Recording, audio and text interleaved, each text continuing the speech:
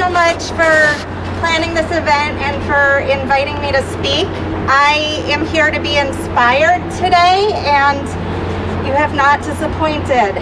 I'm a state rep from Providence, and I work in this building, and I'm here to listen today. We in this building need to listen, and we need to do a better job listening to the call for action, for environmental action, because we need to really address the environmental calamity that's coming up. And we have not done anything to address that in the 2 years that I've worked here. We need to do a better job.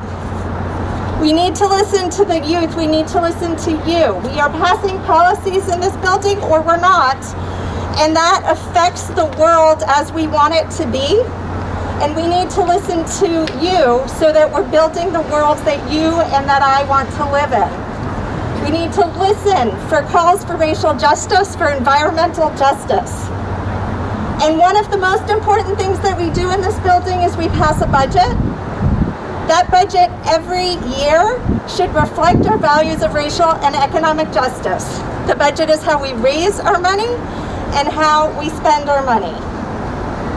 Especially right now in this time of a global pandemic that we see is impacting our communities disparately, and at a time for national and international calls for racial justice, we must stand up and make sure that our budget reflects our values of racial and economic justice. And we are about to miss a really important opportunity to invest nearly $500 million in our communities. We must come back to put important bonds on the ballot, and we must do that soon, or we will miss the chance to invest $500 million in housing, in green infrastructure, and other critical infrastructure for our state, for an updated modern lab for the state health department that can address COVID, our pandemic right now. We need to make these critical investments, and we need to listen to our communities and to come back and put them on the ballot now.